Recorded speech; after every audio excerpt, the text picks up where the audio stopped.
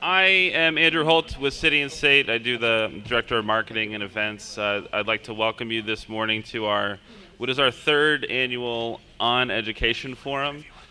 This forum, for a variety of reasons, has been one of the more popular in terms of attendance, content, coverage, and we believe that this year it's probably the most timely we've ever done this given the current New York City and New York State public and private education landscape. I'd just like to start by saying a hearty thank you to some of the supporters for this event: NYU Steinhardt, Copia, UFT, the University of New York, great partner, New York City Charter Center, another great partner. Again, welcome. I'm going to briefly introduce Michael Flanagan from Copia, who's going to tell you a little bit about what they do and how they're looking to work with New York City.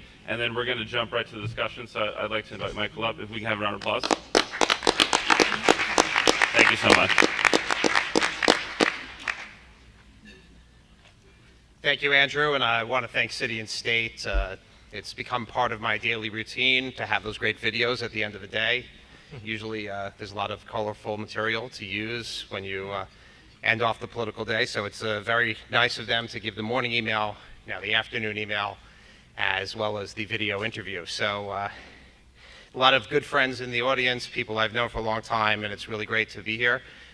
Talk about a little bit about Copia for a couple seconds before we get to a very distinguished panel, which promises to be a very, very lively discussion about a very current topic, which is the state of education here in New York City and beyond throughout New York State.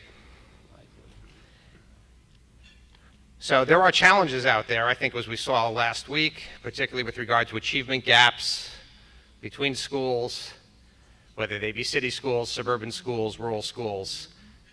We have issues, whether it's Common Core or other issues that are coming along, that there's a lot of things that need to be fixed with regard to education. We think in Copia that there should not be the gap that when students are outside the classroom, they're in the 21st century, but inside the classroom, I'd say generously, they're in the 1970s. And what I mean is that they're using this all the time, but when they're in the classrooms, they're still tied to text. They're still tied to a very static experience. So we spend about all our time contemplating the future of education. And we've embarked on a mission and dared to imagine how innovations in technology can deliver a more powerful classroom experience for both teachers and students in this time of transition and rising expectations. One of the biggest questions for the mayor of New York City, and indeed for our panelists today, is how to modernize learning so that all children can meet the demands of the classroom, as well as the demands of the workforce, as well as the demands of Common Core. We believe that digital technology is part of the solution, and in pilot programs in Los Angeles, now in Washington, D.C., as well as full implementations internationally, Copia is putting that idea to work for students. Hopefully, our panelists today will share their thoughts on the role of technology. But we at Copia feel that you have to have a unifying and ubiquitous digital education platform, not just a fractured environment or a specialized digital curriculum, but a platform that's device agnostic, that can work on a desktop, on an iPhone, on an iPad, or tablets, other types of tablets, Surface, whatever, the Samsungs, anything out there, that schools shouldn't necessarily have to be tied to a single device in order to go ahead and move their content to digital, as well as have the involvement of the publishers, bring them in as we've done successfully internationally, bring them in to the platform, use their existing content, that you shouldn't have to spend a whole year, 12, 18 months to go ahead and have new content approved and to go ahead and redevelop and rejigger content. Take what you have, move it to digital, improve the experience, and you'll see better results, as we've seen from the pilot that we've done in a school in Los Angeles. We think that you can take advantage of an incredible amount of digital content that's both within the textbooks as well as enriched and enhanced video and the like, as well as improving assessment tools so that teachers themselves can teach better and know how their students are doing. Because in the end, we all know that the teaching is not just about a job, it's about a calling. And the teachers really are out there on the front lines because they want to see the children learn. So again, hopefully our panelists will share their thoughts on technology. If not, I think, I'm sure there are people out there prepared to ask good questions about it. And we want to see a good discussion about how we can all come together to benefit the 3 million school children here in New York State. Thank you, and I look forward to a lively discussion this morning.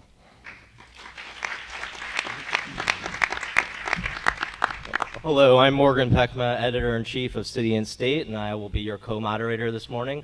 Thank you so much to all of you for joining us. This is a very important conversation, as Andrew Holt was saying, I know of all of our events, this tends to be the most contentious and impassioned, so we hope that we can have a constructive conversation and that it will not degenerate into name calling. So. That's the mayoral debate. I would like to introduce our very distinguished panel. I'm not going to get in depth with their bios because you have your program. So from my right is Michael Mulgrew, the president of the United Federation of Teachers. Oki Lee, a professor of childhood education at New York University Steinhardt. James Merriman, the CEO of New York City Charter School Center. Dr. Merryl Tisch, the Chancellor of the New York State Board of Regents. John Flanagan, State Senator and the Chair of the Senate Education Committee. He's just joined us as an extra addition this morning. Dr. Joan Lucchiarello, the University Dean of Education at CUNY. And my co-moderator, the President and CEO of City and State, Tom Allen. Tom, the first question is yours. Great. First of all, thanks to all the panelists for coming this morning. This is going to be an important day, and thank you all for attending. We know education is is probably the most important issue in this mayoral election, and I'm just going to jump in very quickly on Common Core, which obviously is the new buzz phrase in education. First, it was No Child Left Behind, then it was Race to the Top, and now everybody's talking about Common Core. So, starting with Merrill, what do you think of Common Core, and what do you think of its implementation so far in New York City and New York State? Well, I think Common Core is not a new topic in New York State. I see former Commissioner David Steiner here. David Steiner, myself, Michael Mulgrew, and then Chancellor Joel Klein went to Washington. How many years ago, David? 3 years ago. And New York State then said, as part of its winning application for Race to the Top dollars, that we would implement Common Core as part of a drive to higher standards. We have stood by our commitment in New York State. We have an aggressive timeline for implementation. But you asked the question about, I think, the significance of Common Core in the daily lives of schools, principals, parents, children, superintendents. And I would say that we are having a beginning of the implementation of Common Core standards. This is a higher standard. It is going to take time to implement effectively. Our focus is going to be, quite frankly, on productive professional development around the implementation of Common Core. We need to reach out to parents so that they understand the expectations of Common Core. We need to do a great job communicating why these new test scores that you've just seen are not an indicator that there's been no learning and teaching going on. This is a baseline about a next standard, and I am proud that New York State is leading that conversation nationally. Thank you, Ron. So I just want to follow up. So, Michael Mulgrew, I've talked to your colleague, Randy Weingarten, about Common Core, and she and I agree that perhaps it could have been phased in more effectively so it wasn't a shock to the system this year. How do you feel about that? I agree that the implementation could have been done more effectively, but I want to go back a little bit because my original work when I worked for the union was when No Child Left Behind legislation came out, and every state was required to submit a consolidated application on how we would comply with the No Child Left Behind legislation. That legislation was flawed because of the inability of the federal government to say what criteria should be used for whether a state system is doing well or not doing well. That led to the Common Core idea, because what happened when No Child Left Behind, as it more and more was being phased in, all of a sudden states who were doing very little investment in education were seen as great because they had lowered their standards as to what was appropriate for a child to learn. So that's what the impotence really of politics and education. You put those two things together, and usually it's games that happen and children who suffer because of it. So the Common Core was an idea to say, if states would voluntarily agree that these were the standards that children needed to learn to be successful in the world in which they have to live. So now, when you hear the Common Core debate, everyone forgets what the original genesis was. And it is a good idea, and it needs to happen for us as a country. Implementation-wise, as a teacher, you have your standards. You should then have a curriculum that is flexible for people to use, teachers to use with different students based on their needs, and then you design the testing around it. What we did here as a country, and you've seen this, and New York State is out in front, is we have the standards and the test, no curriculum. So that should have been done much differently, but the problem was that the politics were involved around it, and people want to rush out and act like they're getting things done. We, as a state, wanted to get out in front of it. We did tell, and it is not the state education department's responsibility to supply local school districts with curriculum. It is the local school district. Could you imagine if we tried to tell every school district what curriculum they were teaching? Parents would get really upset. Right. So it was up to the local school districts, who have not done a good job at all on this issue. So it's now the children who are suffering because of it. People will say we might have a new baseline. It's just a new beginning, we're starting it, but you're still not dealing with the human face of this as a child who is being told they did great all year, they went to school for 180 days, perfect attendance, did all their homework, did everything, and now because of a single test result, they're being told they're not proficient. And we should have been able to figure a way around that, but the politics were all so muddled and so pushing, but it could have been done better. And I'm hoping, and I know that other states were speaking to a great deal. Randy Weingarten and I have done a lot of conversations with other state leaders to try to get in front of this situation. But do not, and this is what frightens me, this debate about whether Common Core is good or bad. It is a good thing. And do not convolute the tests and what's going on now with the idea of what Common Core is supposed to do, and if we do it correctly in the end, it will benefit our country and all the children inside of it. I was wondering, do any of our panelists disagree with that fundamental, assumption that Common Core is good for the system? Okay. Okay, well, See, no name calling, sorry. Hey. You set the bar so high. Yeah, exactly. Well, I was wondering, yes, please. Just speaking of the politics of it, we have Senator Flanagan here. I mean, we see, throughout New York State, obviously in New York, everybody was quite shocked that the proficiency was 31%, but there's other districts upstate where it was 5% and 10%. Why the wide disparity? Question to you, Senator Flanagan. Also, as a follow-up, Mr. Merriman, I know that a couple of charter schools, for example, even Moskowitz's schools up in Harlem, there was a wide disparity, 80% proficiency. Why is there such a wild swing between upstate, the city, some charter schools? Did some people prepare much earlier than others? Mm-hmm. Senator Flanagan, you want to take it first? Or? Sure. And I appreciate the opportunity to be here. And I concur with Michael Mulgrew. And it's interesting from a legislative perspective. I have a lot of people now sending emails coming to our office, some announced, some unannounced, people who are lamenting Common Core and who speak stridently in opposition. Yeah. Having said that, I feel like almost all the educational leaders that I interact with have been fundamentally very strongly supportive of Common Core. And I think that's a good thing. The implementation is a totally separate subject, as Michael mentioned, but if you look at the test scores that just came out, the achievement gap that you're referring to existed before these scores came out. Mm-hmm. There's not a real marked difference. There are problems in all corners of the state, some rural, some urban, some suburban. If you look at Rochester, for example, their graduation rates prior to these scores coming out they're abysmal. It's an embarrassment for the state of New York and really for all of us who work in education. I certainly come from Long Island and represent my own home communities, but in chairing this committee, I've spent a lot of time traveling around the state, and we had an achievement gap before, and in speaking with the chancellor often and with Commissioner King, it's not always about money. Because in many of these areas where the scores are not very good, in fact they're abysmal, there's a lot of money being spent and a lot of money being spent per student. For me, one of the core components is educational leadership.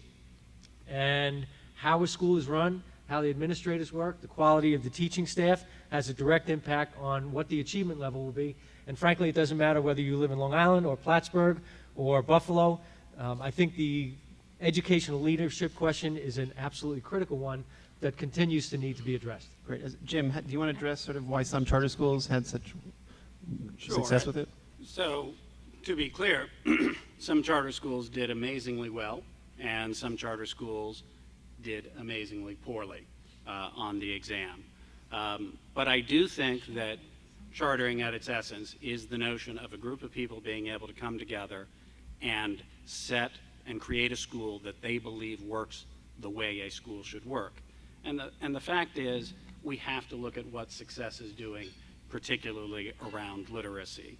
Eva Moskowitz's schools those scores cannot be explained away by demographic differences or enrollment structure differences. There may be some difference in how charters, and there are some differences in how charters and district schools operate. We've been very clear, and I think the charter sector has been very clear and transparent about that. But something good is going on there in literacy in particular. And I suspect it is the curriculum. I suspect it is that Eva, as a former history professor, takes seriously the notion that kids should read good books, should be able to think. One of the most courageous things she did early on was she was using a very standardized reading program, and it was getting good results. And she started asking kids, do you comprehend, rather than are you just able to decipher and read? And what she found is they couldn't tell her what the story was about. And she built her own curriculum basically from scratch so that kids were able, and she tested to see, could they comprehend? Were they able to think? Were they able to relate back an entire story? Were they able to understand the themes? And I think we have to look at the schools that are succeeding, and that goes district schools, obviously, and charter schools as well. Okay. I would like to situate the discussion of a Common Core and assessment in the context of who the students are that we are serving. And that means changing demographics of the nation. And it's telling when you look at the 2010 census data that the changes happening are drastic. Just to give a few statistics, that two major indicators of a student diversity are race, ethnicity, and poverty, and then English language learners and students with disabilities. Now, in terms of the race and ethnicity, the 2010 census data says that 45% of the student population in the nation are racial and ethnic minorities. And in 10 years, it's going to flip, and there is no turning back. Now, in terms of the poverty, about 48%, close to 50% of the students are receiving free or reduced lunch program nationally. That means half of the students, and the same thing about poverty schools, which is increasing. So I would like to discuss, have a discussion of Common Core and assessment in terms of when we say good teaching, academic rigor, implementation, and all of that, it's really about that all students mean the students who have been traditionally underserved. So I just would like to put the face of students in the discussion of who our students are. What conclusions can we derive, if any, from the precipitous drop in test scores across the state? Is it that the tests were too easy before, were the scores artificially inflated? I mean, obviously a lot of parents have had a very strong reaction to it. What should parents take away from it, from what we've seen so far? This is for any of our panelists who would like to weigh in. Well, I think I would say that is largely explained by the rigor of the curriculum. And I think if you look at the curriculum, most people would agree that it's strong, rigorous, and it's things we would want our children to learn. I think it's also due to what Michael Mulgrew mentioned, some implementation problems where the curriculum implementation is lagging a little bit behind the assessment. But we do owe it to the students to do this. The college readiness rate in New York City hovers around 32-33% of high school graduates. At CUNY, 58% of all of our full-time freshmen, and it's 80%, hovering around 80% of our community college students need remediation. Remediation itself is very challenging nationwide. There's a very high failure rate in remedial courses. And this is to say nothing of the $40 million that CUNY spends on remedial instruction, and I think at SUNY the figure is much higher. I think it's $70 million. So although it's challenging for the students now, I agree with Michael Mulgrew on that, we owe it to the students to give them a better education so that they'll be able to compete in a global economy, and prior to that, get into college, credit-bearing courses, and graduate. I think the whole notion that all education accountability just should be derived from a test score is wrong. I think that's the message, and I think most parents would agree with us. The conversations that I have, we've made, and you know, it depends on what section of the state you're in, what county. You're in New York City right now. A child's promotional criteria is based solely on a test score. Every major decision about a child is only on a test score. That is out of control. I think that's a perfect segue. You need a multiple measure system. Right. There is a lot, and what you do when you set up as that being the only criteria is you're telling the school that all we want you to do is just this. You're lowering that bar. Now you could say, well, the test scores dropped so much, the curriculum question comes into place. But what do we really want the accountability system that will drive the schools? And we can show you in New York City that we were driving, we had great test results because we were teaching to a test. You changed the test, we didn't have the curriculum, they dropped. Does that mean that all the children will fit? No. It needs to be a multiple measure system to have more fidelity in terms of what is happening to a child when they're learning and what is successful. Thanks, Michael. That's a perfect segue. So almost 12 years ago, the new mayor who came into office said he wanted to be judged by his results in education. And I think it's time for us to turn the tables and grade the current mayor and his administration. So I'm out of this. I'm out. I know you're here with the cameras. You've all heard it. I'm done. We'll skip you, Michael. Starting with Oki, and let's work our way down this way since Michael's sitting it out. What grade would you give the Bloomberg administration, going from Joel Klein up to now Dennis Walcott, on their education legacy? And give us a one-paragraph comment that you sent home to Mike Bloomberg's parents. So he says a pass, and I can say that I am somewhat new to New York City, so I am an outsider and alien. So can I pass? I'm actually on the record quite a bit. I know you knew. No, it's because I'm not. No. We can start with James. We'll come back. You can think about your answer, and we'll come back to both you and Michael later. General comment, though. As an outsider, I find New York City absolutely fascinating. That's a diplomatic way of putting it. I hope my English is good enough to communicate. Here is the largest city in the nation, of the Mecca of the world. So it has the possibility of being really bureaucratic, where everybody marches the same music, a band, or different. And it has an interesting mix of things that I do not see in other parts of the country. So I'm hoping that whoever the mayor is, past or present, capitalizes on the resources and uniqueness of New York City, of the vastness, the diversity, and the resources, and the best and the most interesting city of the world. That's all I would like to say about what that means, that Janice said, qual of the city. Okay, thank you. Jim?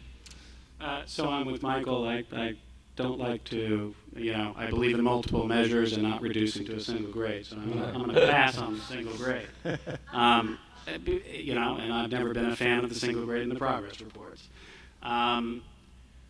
Look, this mayor shook off what was a completely dysfunctional system in many parts of the system, in many parts of the city. In other parts of the city, District 2, it worked quite well and continues to work quite well. And he poured enormous amounts of city resources into it, almost doubling the city resources that go into education. So anyone who says that this mayor didn't care about education is just ignoring the fact that he staked his mayoralty on it, something that no one really, very few people are willing to do because it's a hard issue and change was slow.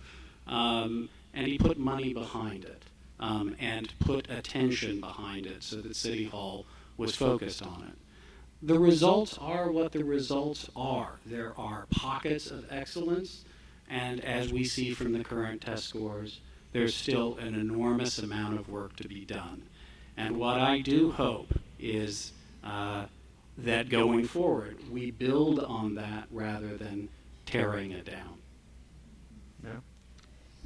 So I would say how we look at the test scores in New York State is not proficient. Level 1, level 2, level 3, level 4. I would say 3 and 4 being the highest level. I would grade this administration as a level 3, meaning proficient on its way to really creating a sustainable pattern for change. The reason I don't give it a level 4 is because we look at varied results. And I particularly want to look at children who are ELLs, children who are special need. And I want to say that if reform is reform, it includes everyone in the progress. And for a variety of reasons, these two segments of the population, which represent quite a large number of the students in the system, have really been left out of the conversation of reform and progress. I would urge that rather than tear down what I think is important progress, that the next administration work on putting their imprint on sustainability for some of the great things that have been done, and really focus on some of the youngsters who have been left, youngsters, families, communities who have been left out of the reform. I don't know if I can qualify as an outsider since I come from Long Island, but let me, when I was growing up, remember we used to get letter grades. And I remember my parents and my father in particular was fixated not on the grade, but the number that went with it. Because the number represented your effort. So if I got a B1 as opposed to an A3, my parents were a lot happier about the B1 because they felt like I was trying. I would, haven't been asked this question before, but I would give the mayor a B, and I would give him a 1. And the reason I would do that is I believe that one of the problems we have in education is there is too much tearing down and too much excoriating going back and forth, when I believe we should be also talking about some of the really strong successes, not only here in the city of New York, but across the state of New York. And I firmly believe the mayor has been a staunch advocate of mayoral control, and in reality it shouldn't have anything to do with Mike Bloomberg. It should have to do with the fact that whoever the mayor is should be judged on the successes or failures. Just as I believe when you talk about education for the state of New York, which should be New York State's #1 priority, that's how Governor Cuomo should be judged. The success or failure statewide is a reflection of his administration, and certainly the legislature as well. But I have not always agreed with the mayor, have worked with him closely in his administration on some key issues, but my simple answer is B1. I concur completely with what Merrill and James and Joan have said. There has been a tremendous investment and commitment by the mayor in education, and there have been some successes. I had mentioned the college readiness rate at 33%. It's doubled from what it was. It was 16%. There are data to show that the small schools do in fact improve student learning and achievement. And it's been noted before here that the city scores were very high on the new test compared to across the state. At the same time, as Merrill notes, There are real challenges with certain student populations, the English language learners, students with disabilities. These challenges exist everywhere, nationwide. Education is, along with healthcare, as you know, the most challenging area and domain of functioning for the country.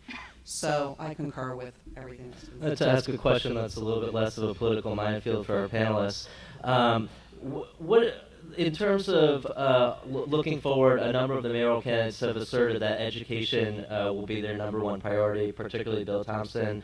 What should be the number one priority in terms of improving our education system for the next mayor? Anyone who would like to jump in? In my view, it's continuing to give choices to parents about which schools they send their children to. And that's choice within the district, and it's choice without the district with charter schools as part of that component. Charter schools are certainly not a panacea, but on the other hand, parents clearly are demanding choice, right? So we have 183 charter schools now serving 70,000 kids. And I think people really want choice, and parents aren't going back to a system where this is the one school that you get. That said, I also think that the system is going to rise or fall ultimately on leadership in the school buildings. Teachers obviously are the ones in the classrooms, and that's where learning is going to happen or not happen.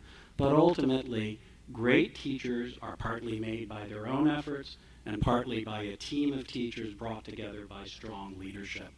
And while we have some amazing, wonderful principals in the charter and district sector, we do not have enough of them, not nearly enough of them. And I think building that leadership pipeline is probably the most important thing we can do. I want to take a crack at this. I have to say that if we, as a public, continue to define success in the schools just on the test scores, then I will tell you probably the next mayor is going to be successful, because the test scores, as with any new test, I mean, there are educators in this room, the first year it all goes down, and then incrementally you start to increase. I would urge us, rather than be judged by the politics of test scores, let's judge the system on what's going on with teachers, how we communicate with parents, how we don't destroy community schools, how when there are pockets of wealth in the state of New York, there's no question about it.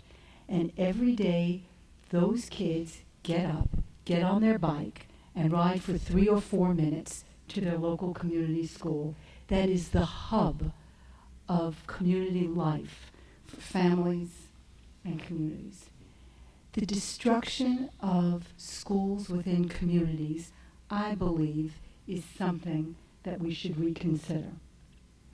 It's not that I would ever urge us to keep a bad school open, because I think it's really close to impossible to turn around a really failing school.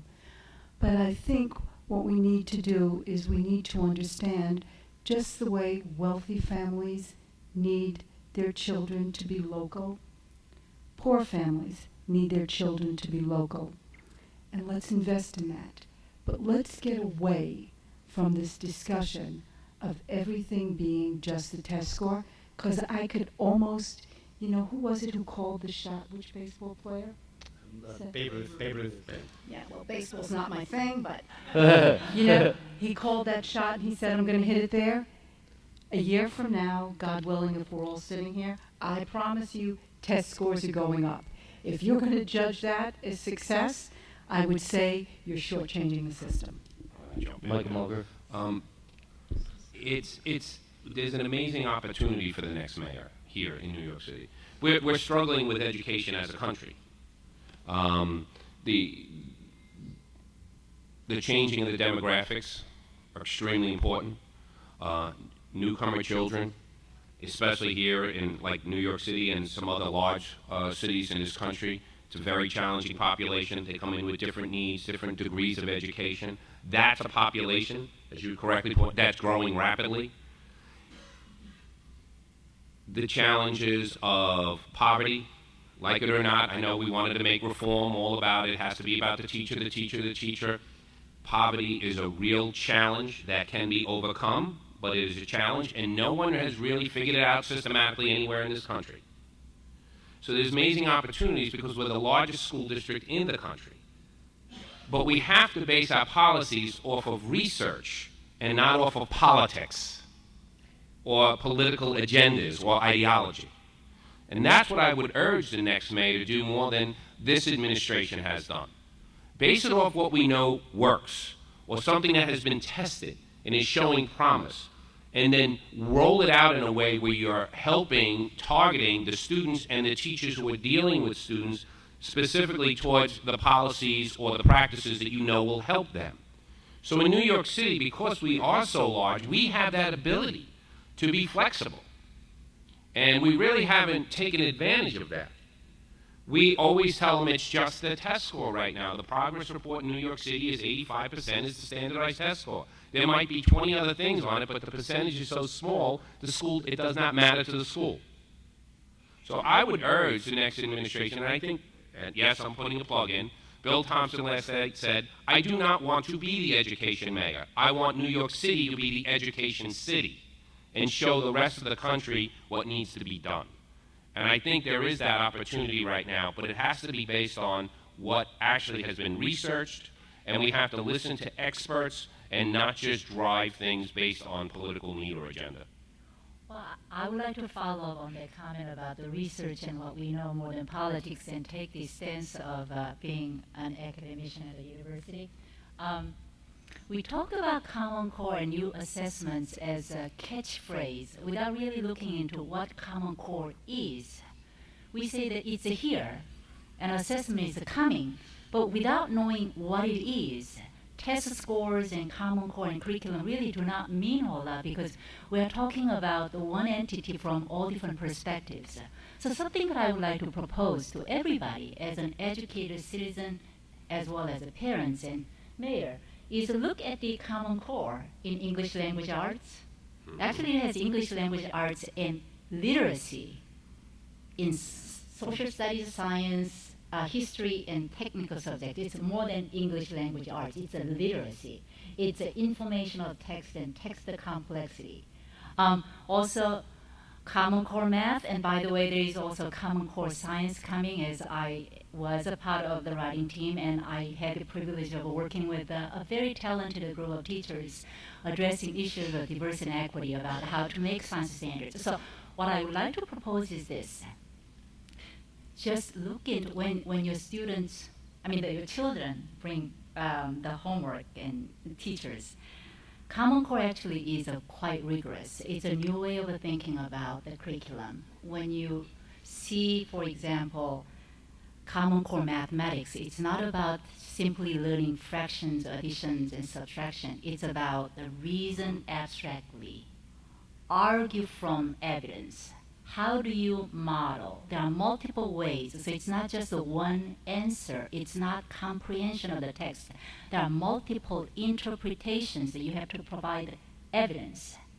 So I would like to ask all of you to look into Common Core and what it is and what the test items look like and whether it's good or not before making decision about, yes, testing is all bad or not bad. It's about new ways of thinking about it. One other thing, Common Core, ELA, and math, and also science standards have a lot of a synergy because it all talks about the importance of argue from evidence, construct explanations, develop models, share ideas, and verify information. And that also is a very language intensive. Kids are talking, they are arguing, and that helps English language learners, students with disabilities, students with a limited literacy, students speaking dialects, because they have to talk to learn and share ideas. So that would be, let's have a citywide workshop to learn about the Common Core, analyze the test items, and see whether it's really good or bad before making judgments about the scores. Switching to another topic that's going to face the next mayor. Currently, the UFT's members are working under an expired contract. The next mayor will have to negotiate new terms. Are there any terms that you believe that agreement must contain? There's obviously a number of different items here. why don't we start with Merrill on that? And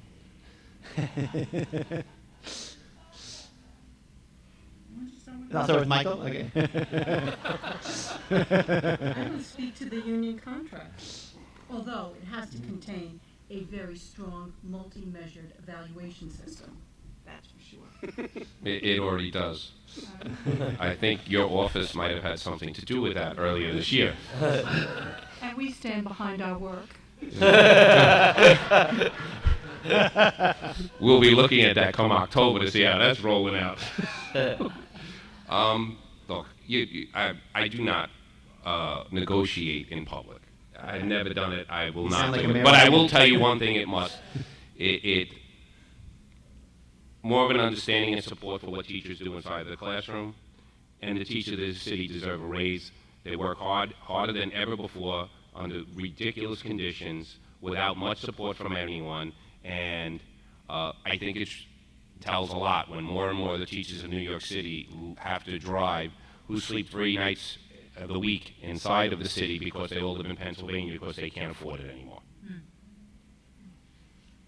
So, what I'm going to speak about the teacher's contract. Do many of your teachers work under the teacher's contract?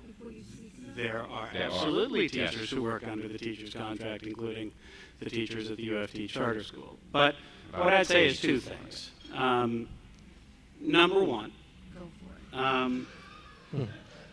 one, actually, I do think that the union has negotiated in public, and to its great credit. There are contracts in Washington, D.C. There are contracts in New Haven. There are contracts in Newark that I think are models for what we should look for in New York City.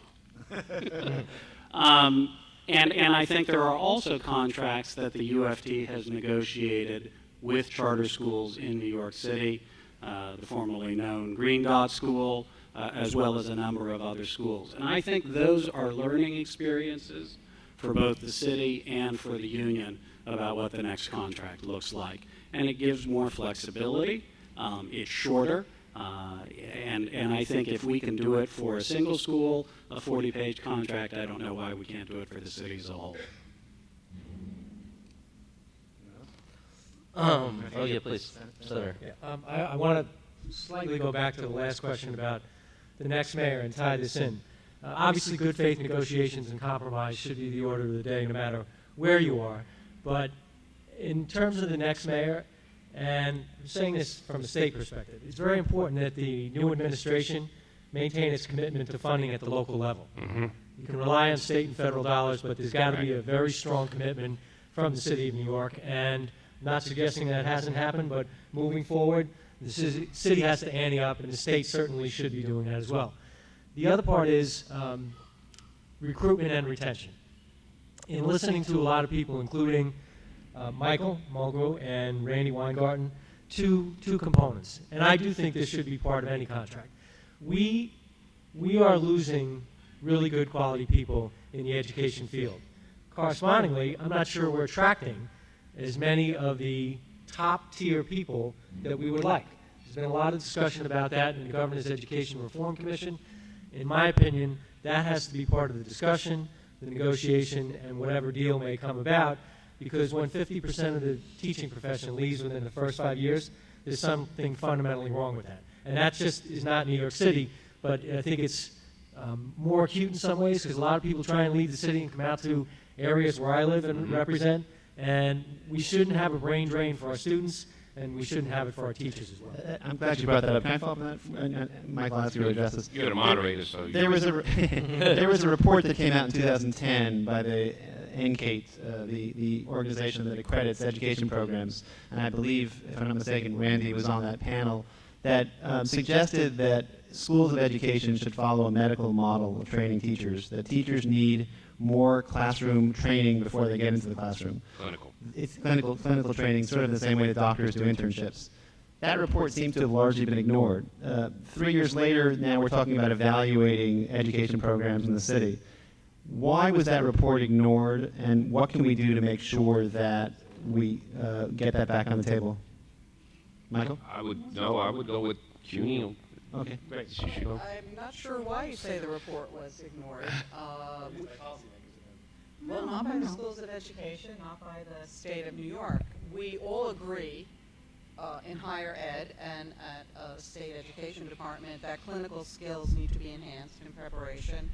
We're taking steps to do that. At CUNY, we do have some residency models on several of our campuses. The residency model is hard to scale. It's very expensive. It's about $50,000 cost per resident. It requires full-time 1 year in the school for the candidate.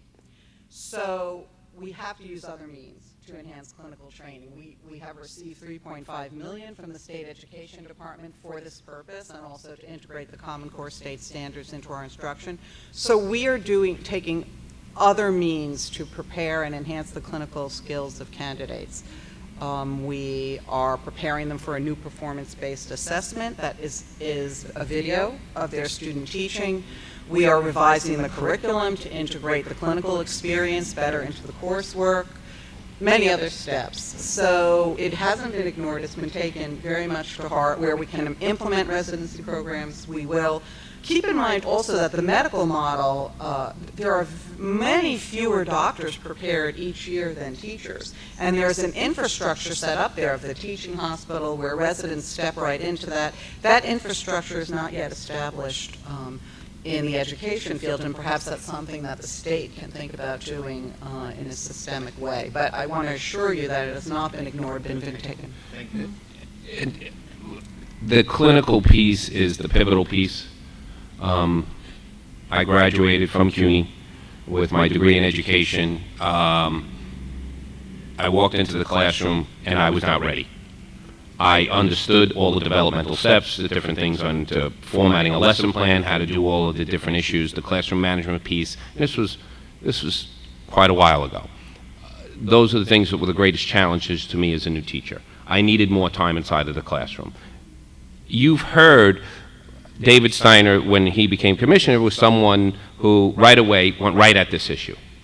He said, we're not preparing the teachers correctly. They need more time in the classroom. We need clinical time, clinical time, clinical time. So we have to move towards that model, and people are moving towards it. It's how fast we can do it. And at the same time, we're changing education in our country as a whole. The approaches should be different at this point.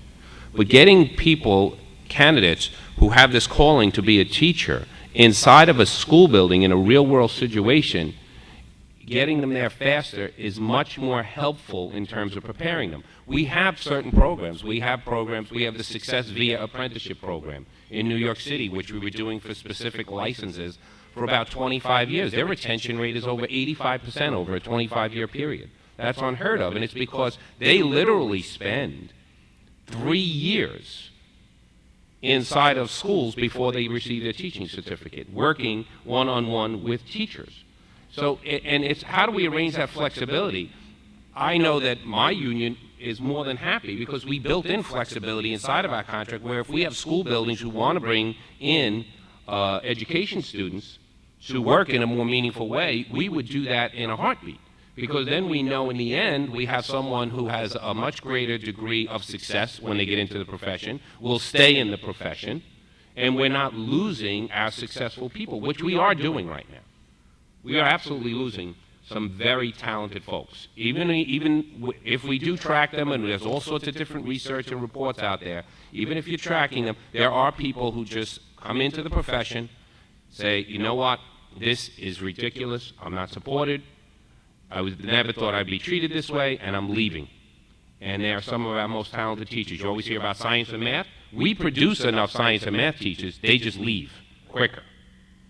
Something that Christine Quinton's talked about on the campaign trail is mentor teacher programs. And Michael, you introduced me to someone out in Brooklyn who's doing that. Why don't we see more, the New American Academy, and it seems to be a successful program there. Why don't we see more teacher mentor programs in the city, and what would it take to scale that? We asked the Department of Ed if we could do that. I know Mr. Merriman had the comment about my contract, and what he forgot to mention was we have the most flexible contract in the United States of America because we allow every school to change the contract to meet its own desires. So right now, there is a school in New York City where the children are going to school today. Most of you don't know that. It's called Brooklyn Generations. They're in school today because that school decided that they wanted the children to go to school 6 weeks in a row and then have 2 weeks off throughout the entire year, because they were trying to deal with the issue of what we call the summer brain drain. And they thought that would be the way to get around it. We have great flexibility in it. So when you're talking about the teacher mentor program that we're doing in Brooklyn, that is, they have their own separate SBO, separate contract that they're using, and they're bringing in teachers who come in new, and they consider them beginning teachers, and they will work in teams with a master teacher who sits and with them every morning, making sure they're prepared properly, works with them inside of the classroom each and every day. We've been very happy with the results of that, and we have told the Department of Education we would be more than happy to expand that. We are expanding it now to a second school, but it is something we think we should be doing more of. And at this point, from the teachers who are there, the results have been outstanding. We'll get the retention rates. We're waiting for a full 5 years of implementation before we actually release numbers on it, but we're very happy. And more importantly, the children are learning. The teachers cannot believe how much they've developed just by working in these groups with a master teacher and groups of teachers together, challenging each other, and also being there to support each other. It's been an amazing program. I've been to that school. I know how great it is. Teaching as a clinical model, teaching as a medical model, teaching as an apprenticeship, as an apprentice learn from a master. The notion of that clinical approach has been a very prominent research agenda on teaching and teacher education for several decades by now. I would say about since 1970, 80, when the topic became. So we can think of a teacher mentor, teacher apprenticeship, all of that, the clinical model. I do think that there is a common understanding that practice in relation to theory is a given common. For example, like at NYU, we produce 350 students every year to become teachers here, and our students will go out to the field from the first class in the program so that they can see the connection of a theory and discussion into practice. And I think it's a given. The question is, how do you take advantage of that clinical model to the best effect with the multiple approaches to do it? It's not the idea, it's how to make it work with the different approaches and models that I would like to propose. And then comes with the research about which model may be working better, under what circumstances, and with what outcomes. Along with the new mayor, we'll have a new schools chancellor. What are the criteria that the mayor should take into consideration in selecting the next chancellor? Yeah, please, Dr. Lucchiarella. Well, I think that a schools chancellor has to be able to work with all the constituencies, higher ed, the community, the teachers. So I think we need someone who understands the value, the contribution of each of the players, the major players. And so I think that's what I would say in a generic response. Okay. Sure. I'll say it. They need to be an educator at this point in time. Too many of the policies of the Department of Education are based on business practices, which are great. I came from private industry, but the educational policies have been ignored and have not been looked at from the perspective of an educator, and that is why we are seeing the results that we're seeing. So they need to be an educator, and they need to be able to bring people together. Right now, everything in education is about conflict. Education reform should not be a blood sport, which is turned into in New York City and in other parts of this country. It really is one of the areas where you should be able to get everybody on board. Parents, teachers, the management of the school system all do have that common interest. And anyone who's in education, the reason that they are in it is because one day they decided to make their life's work about helping children. And that's a common ground with everyone in education. And that's what the parents want also. I'd just add that while I agree they need to be an educator, I mean, I'm a lawyer by trade, and it would scotch me if I had a person who was supervising me who didn't know how to practice law. I hear you. I guess my one caveat is that one of the greatest chancellors this system had was Dr. Frank Macurola. Now, Frank, was a university professor, and he wasn't a teacher, but he understood at his core what teachers did. So I guess I would just say, for the exceptional candidate, someone who understands what teachers do and is able to communicate that and bring parties together, which Frank had an almost unique ability to do, we shouldn't make an absolute black line rule for that. I'm sorry, I was an adjunct professor for 5 years at St. John's University. What's the difference between a professor and a teacher? I just said an educator, so I'm not sure myself. I don't want to. I would ask the higher ed institution people, do you consider yourselves educators if you're not teachers inside of a K-12 system? Oh, you do? Okay, all right. Merrill Tisch, what do you think should be the criteria for selecting the next chancellor?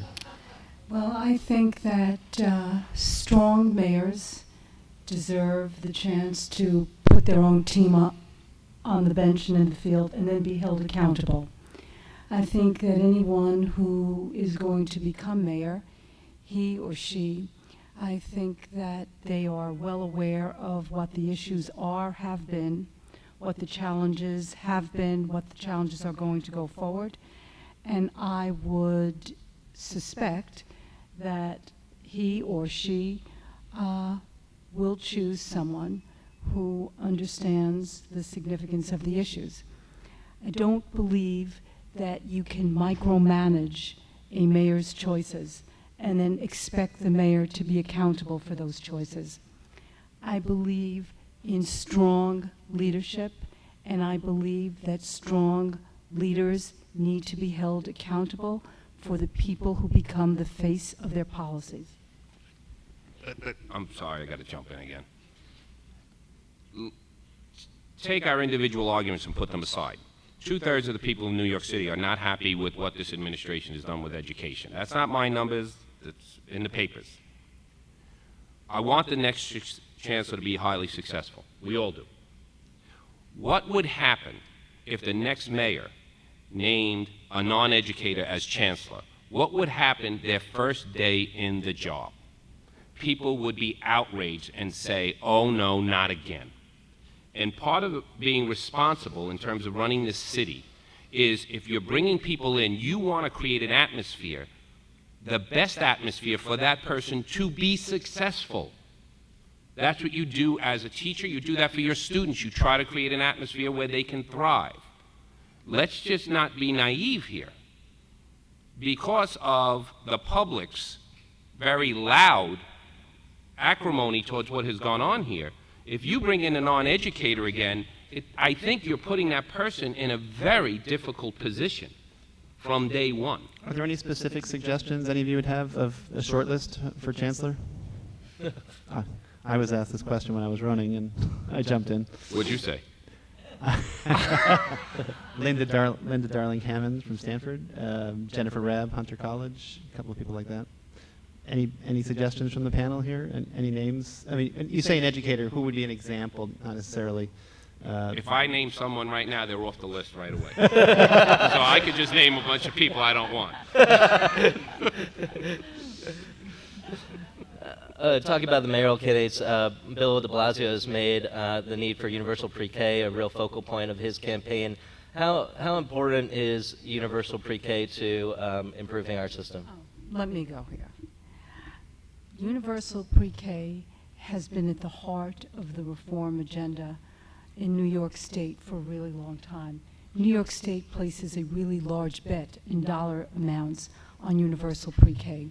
There are a number of challenges in universal pre-K in that families really want a full-day placement, and unfortunately the legislation is such that it has been written as a half-day placement. There are many, many challenges. I would say the legislative leaders in this state have done a really phenomenal job finding the dollars and resources to put into pre-K, always looking for more ways to expand it, looking for ways to improve the situation.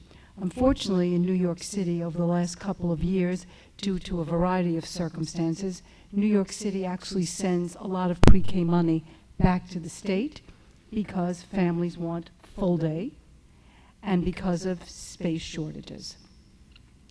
So I think that, you know, while everyone is claiming that they discovered pre-K, pre-K has been on the books in New York State for at least 10 years. And I would say the challenges of pre-K are many. The efficacy of pre-K is proven. There is going to be a large federal grant for pre-K this year. We hope that New York State will again be competitive and aggressive in being able to get those dollars to bring them back to New York State. But I would really turn on this question to our legislative leader, who really have taken the heart of this work and to put it forward. That's you, John. That would you. She's calling you. Couple of things. And this goes back to the question before about teachers. I don't think there's any shortage of good ideas. The efficacy of some of the programs that have been spoken about, whether it's at the teaching level, clinical or otherwise, or pre-K, there's less acrimony in that area. A lot of people feel these programs are worthwhile. Who's against pre-K? Well, that's part of my point, even in relation to teachers. When the governor put together a 25-member group for Education Reform Commission, Randy Weingarten is clearly one of the strongest members of the group there. And when we have talked about different things, including master teacher programs and things like universal pre-K, everyone's like, this is great. It's great. But I'm going to talk about where the rubber meets the road. This is about money. How are you going to come up with the money? And I'll give you a perfect example. Do I want to stand up and say I'm opposed to pre-K or that I don't want to support a master teacher program? Of course not. But when we have schools now coming to us saying, how dare you talk to us about expanding pre-K when we're about to potentially get rid of our kindergarten program? So there's a divide there that is probably going to go on for quite some time. But you know, there is money, and really one of the most ardent advocates of pre-K has been the Speaker of the Assembly for many years. So there clearly is money that's been put in there. But since all of you here are involved in education, when schools come and they say pre-K is nice, but how about that GEA? How about getting rid of the GEA and fixing that problem before we start talking about these laudable goals? What's GEA? Gap elimination adjustment? Oh. Okay. So Who I'm knew sorry. that? Who knew that? Okay. I shouldn't make assumptions. That is the single largest thing that we've heard about from schools all across the state, which is really an artificial floor or ceiling, depending upon your viewpoint, in terms of the financing of education. So when we talk about these programs, there's a lot more concern about how do you fix that problem before you go to these other laudable programs. Can I ask John a question? John, this is one of my things too, because I get very frustrated over this. A lot of people running for political office always say they want universal pre-K. Okay, who's going to go? How many millions of dollars are sent back to the state that are allotted for pre-K every year? So when everyone talks about expanding it, we're not even utilizing the very tax dollars that you guys are sending to the districts. And it's nice that people say they want universal pre-K.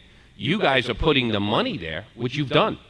You guys have been great about it. But I know that there are millions of dollars a year being sent back to the state because the districts cannot utilize it. So how would you propose us coming together to figure out a way where let's just start utilizing the very dollars that you guys are respectfully sending to these districts, because there's something wrong in between.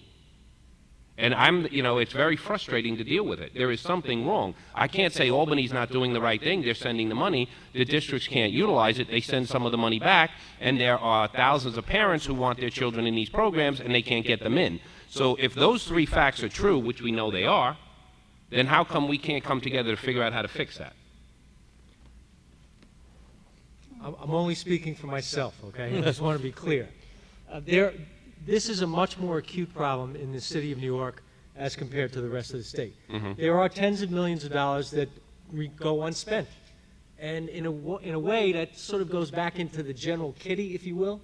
The division of the budget, in a weird way, they love this stuff because it helps balance out the revenues and the expenses at the end of the year. But certainly in New York City, it is far more of a problem.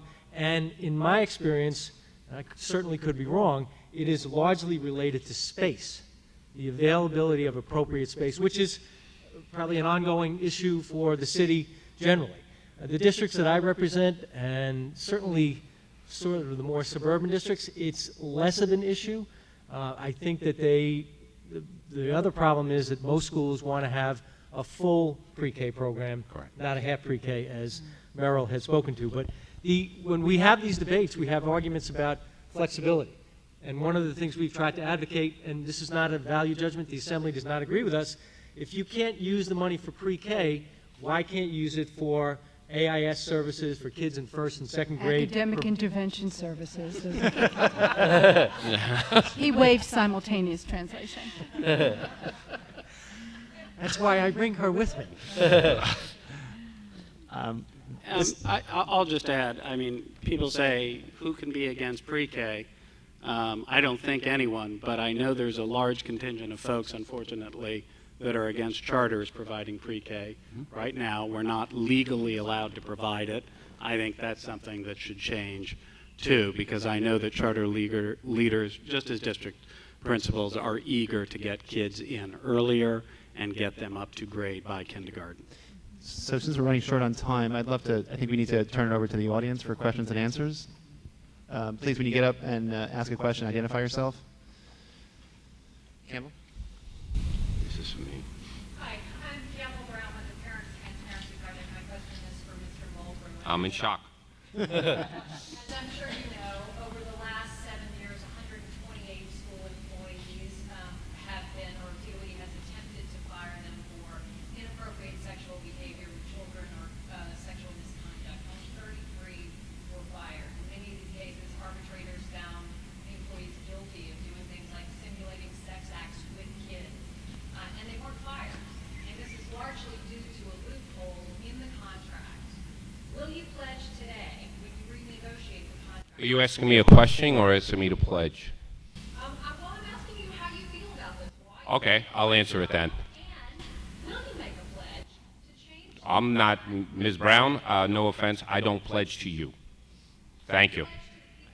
What we have done, which we are extremely serious about, is that we have made sure that on an allegation, a single allegation, a teacher must be removed. If the principal wants the teacher removed, or the administrator, they must be removed from any contact with children. They then have a 30-day investigation period. If they are found guilty of any sort of sexual impropriety, the administrating officer has no choice but to fire them. And those are the things that we put into our contract, that they must be fired if they are found guilty of any sexual impropriety. So I know you like to say things in certain ways, but I have found many of your allegations to be misleading. So I am very proud of the fact that we take very seriously that on a single allegation, a child can say it in a flippant moment, that teacher will be removed from any contact with a student. And if they are found guilty of any sort of sexual impropriety, there is no discretion, they must be fired. And that is my answer to you. That is my answer to you. Campbell. They were not found guilty of sexual impropriety. So a teacher who asked a little girl... I am sorry. You can ask the Daily News to take a full-page picture of you if you want and get it in again. I know you like papers, so good luck. Can we move on to the next question? I'm sorry. Thanks, Campbell. Over there. No, I think he answered it. We have other people in the room who want to ask questions. I appreciate it. Yes, please. Councilmember Danny Drum, sorry. from Jackson Heights in Queens, a New York City public school teacher for 25 years before I got elected to the city council. And my question really is to Tom and maybe some of the other panelists here as well, and it was addressed briefly by some of the panelists before, but it has to deal with the fact that we don't have, with the exception of Michael Mulgrew, a New York City public school teacher on the panel. And I believe that if we're going to ask how things are working in the public school system, we need to have teacher representation. And that has always been the element that's missing, Tom. And I'm wondering why you chose not to have a New York City public school teacher on the panel. I think that's a very fair question, and I think in future events, I think that's something we're going to obviously have to try to include. There's obviously a lot of stakeholders, and I think probably having a public school parent would make sense as well. Thank you, Tom. So, Tom, aren't both you and I public school parents? by the way, I'm a former teacher. Morgan's a former teacher, although on the university level, and we're both public school parents. But yes, you're absolutely correct. There should be a current public school teacher on the panel. Thank you for bringing that up. Now, the other panelists feel about this question as well, because I hate coming to education forums and always not seeing a public school teacher up there. If I can be presumptuous, I think it's probably like mom and apple pie. I think they're going to all say, like universal pre-K, we should. So Daniel, thank you. I'm not trying to be glib. I think that was a very good point. Hi, my name is Peter Goodman. I write a blog called Ed and the Apple. Dr. Lee brought up the issue of English language learners. We have, and on the state test, only 3% of those children were proficient. Yet the population is flooding into our country of children from around the world, and yet we don't seem to be addressing it on a really concentrated basis. What can the school system do to acknowledge and really concentrate on really what the future of the nation is? There seems to be a gap between what we want to do and what we're really achieving on the school basis. Merrill? Peter, I think I addressed that. I said that one of the things that, when I looked at the present mayor's record and looking towards the future of what needs to be done, I would say that where they have failed here is with English language learners and with students with special needs. And I would hold the next administration accountable to create a pattern of reform or sustainability of reform efforts that actually includes those populations at the top of the pack. And in Were you not listening when I was talking? Could Claire Sylvan be there? I'm sorry. Citywide parents, citywide special education parents. Could you expand on that? Because inclusion here in New York City has become a blood sport. I agree. Support from both the union and from the state. I agree with you. You know, every year the state issues a corrective action plan to the city of New York for English language learners and for special education. And what's happened is that the state's role in this has become a compliance monitor. So the only thing that we can do is point out to school districts where they're out of compliance.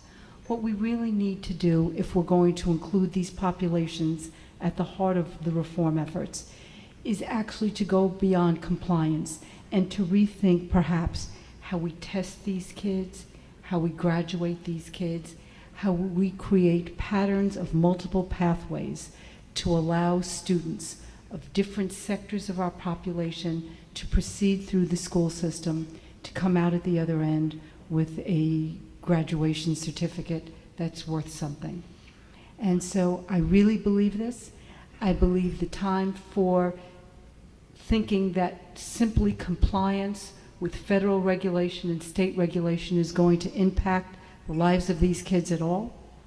And I think it has to be at the heart of the next reform. I'm going to jump in on that for a minute, especially with the English language learners and students with disabilities. All I know is there's an explosion of impartial hearings in New York City right now. An impartial hearing is when a parent is told no to services that they think their child is supposed to be receiving. So we would, you know, you would have a region or an area of the city where you would get 1 or 2 a month. Now the impartial hearing officers can't keep up with the caseloads. They're just exploding. They've made it a game of denying services to save money. I don't think it's an adequate answer to say the state can only say you're out of compliance. When we know that this is happening in a school district, something stronger has to be happening. because there's tens of thousands of parents who now have to go through a legal process, even though a group of experts who analyzed the child said the child needs these services, and a school district is just deciding to say no and force them all through this horrendous process. And if we have clear evidence of that as a state, I don't believe it could just be, well, we told them we're out of compliance.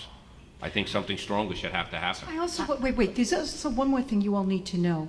Federal guidelines require the states to test kids, what is it, Claire, a year after they land in ELO, right. this country, as part of a state testing system. Now, we all know that language acquisition and the ability to do complicated exams like the Common Core exams requires much more than a year of immersion in language. So we've got to rethink this. And I think it starts with our ability to go to the feds and change this law. I think it is an onerous law. I think it is punitive to these populations. I think we need to make this critical. Two more questions. Could I respond to, just briefly? Sure. Just in New York City, for your information, 16% of the student population in New York City receives students with special needs. 14% of students are in ELL programs, and 41% of the students in New York population speak a language other than English as their primary language at home. We're talking about almost half of the students. Here's something that I would like to ask everybody to think about, and that is, when we think of ELLs and students with special needs, we think of them as a deficit instead of thinking of speaking another language as a resource. And it's such a huge loss.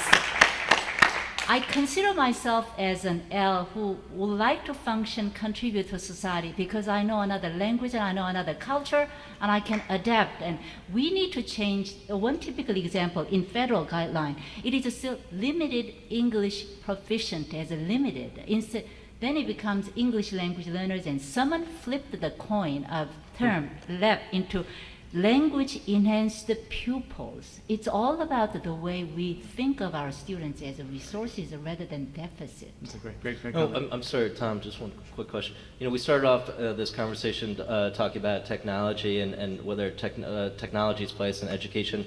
Is there a technology gap in our schools as well? I mean, I know that I talked to the principal of my school, and she talks about, you know, she would love to have smart boards in the classroom, but there's no money for smart boards. I mean, are we seeing negative ramifications in our schools of a technology gap? In every area. Yeah. Kids should be learning on tablets. They should be testing on computers. You know, if in 5 years from now, New York State, we are still opening up test booklets, we will know that New York State has decided not to be competitive in the 21st century economy. We've got to focus on this. We've got to drive resources to it. We've got to prepare the next generation of teachers to teach with technology as the basis of their practice. But we cannot, the public school system in many, many areas, I'm not talking about some districts, but I'm talking about many districts, has kids who come with enormous social deficits. School becomes the place where we try to meet both the social as well as academic needs of youngsters. We cannot think simplistically that technology is going to be replacing that human teaching, but it is a definite tool to supplement great teaching. Two more questions. It's huge. Martin? Martin Hassner, Liberal Party of New York. Michael made an excellent summary of the state of affairs and ended it by saying that in the end, all our decisions seem to be political. Our decisions about education seem to be political. And then we talked, I think, interestingly about mayoral control and who the next chancellor would be. But I would like to know, whether it's Bill Thompson or anybody else, how they're going to feel when they get a call from Andrew Cuomo, and you remember the call that Bloomberg got, and said, we have hundreds of millions of dollars of federal money that we're going to lose unless you do what you're told. and submit to Race to the Top. First, we submitted to No Child Left Behind. Poor Teddy Kennedy. He left an awful legacy. And so it's all testing. Do what you're told, or you'll lose the money. And we go ahead and lose, I think, $215 million. And suddenly Mike get together in a what is it, shotgun wedding, and they go to Albany and they make a deal that everything's going to be fine and the money comes in. Is it mayoral control, or is federal money, for the first time in this country's history, the deciding factor, money, the deciding factor in what education in America is about today? Great question. Who wants to tackle that? They have definitely, look, Title I, which No Child Left Behind, was supposed to be it's a great program to help school districts start to overcome the challenges that children in poverty have. But what happened over time is it became that a school district could no longer function without the Title I. Remember, you don't have to receive Title I. It's your choice. So then when No Child Left Behind comes out and says, fine, if you don't want to do what we're asking, we're just not going to give you Title I anymore, knowing that school districts no longer could survive without it. So the problem, and we get right back to where your statement started, whether it's political agendas, driving legislation, you're going to continue to get these very destructive policies and these very difficult situations. When David Paterson was the governor and we were about to lose all that money and we had that we were at the peak of the recession, the state was in a horrendous position, we could not afford to lose the money as a state. We could not. It would have meant, literally millions of children would have been harmed if we would have not received the Race to the Top dollars. And that was the decision we were stuck with at that moment. Allow millions of children to be harmed because that would have been the end result of it. I would say conversely, also, we need to understand that even the states that didn't get Race to the Top dollars have to do Common Core Yep. and have to do most of the things that are involved in this top-down reform from the feds. So looking at it, knowing that we were going to have to do it anyhow, I'd rather a little cash in the pocket to help us do it than not the cash in the pocket to help us do it. It was believe me, we understood it at the time, but we also understood that with the money or without the money, the feds were going to have their way. And we looked at it as an opportunity to politically say we should change teacher evaluation, which was something we had been discussing. We said if we're going to move forward into a 21st century education system, we have to change the very thing what John brought up. We have to try to develop a system where we can keep more than 50% of the teachers who are coming into the profession. So we said if we're going to do Race to the Top, let's try to build an evaluation system that will actually help teachers. Now that's going to be very difficult right now because in the middle of the change it's hard, but that was what our end goal was. David Steiner, Merrill, myself, Joel Klein, we said we were going to try to do this. And we tried to use that as an opportunity to move education at the same time as just the dollars. But it will, and thank God I have Randy to call. She has to deal with the federal government, and I don't, thank God. last question. And Noah? I'm Noah Gottbaum. I'm a parent of 3 in the public school system, including one with special needs, and former president of Community Education Council District 3, which is in Harlem and the Upper West Side. My 2 older children just went through the Common Core, and it is a pretty hot topic among parents across the city. As a parent who believes in standards, that's okay. But I have a question. As someone who has seen 3 different sets of standards for proficiency within the last 4 years, 3 tests, brand new, introduced without preparation from our teachers, now telling our kids across the board, you're failing.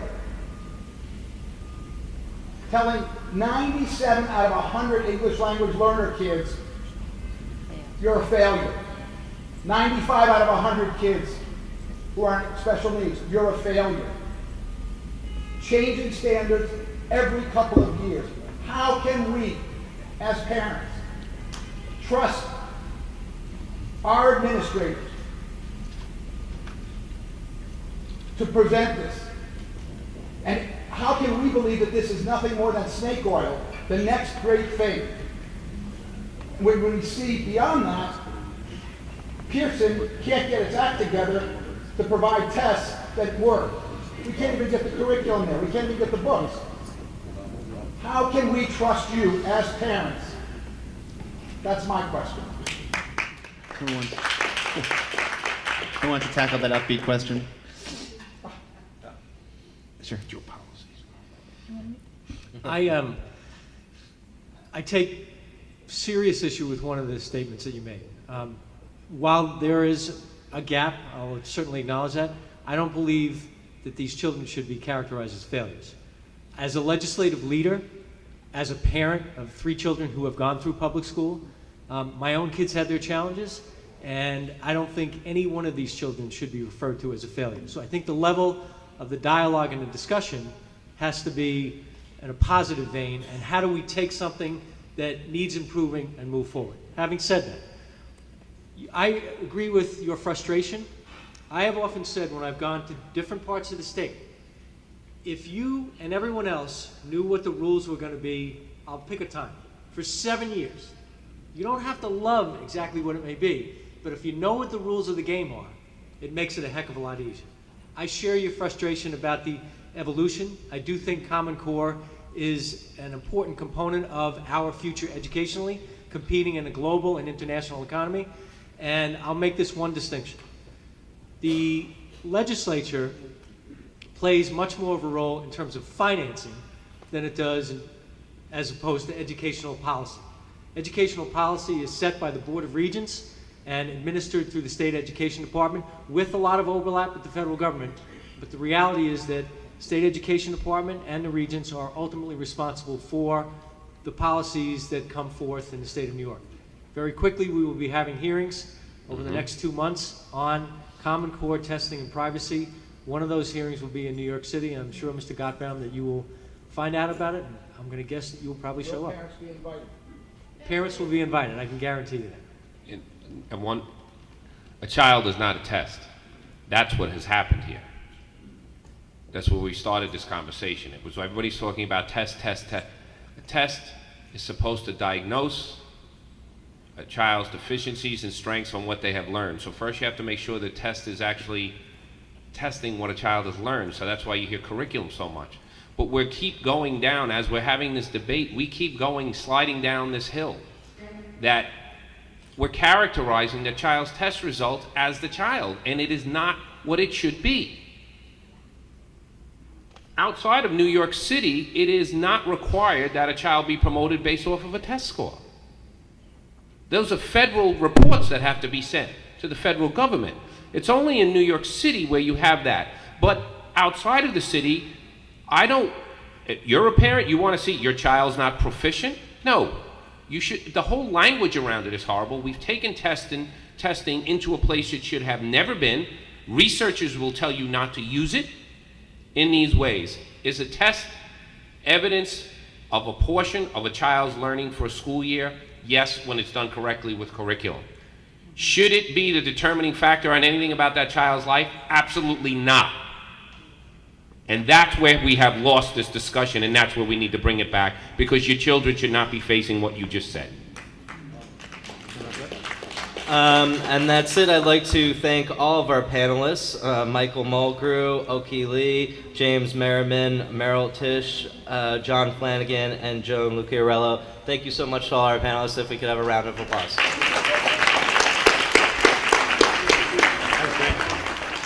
Thanks very much.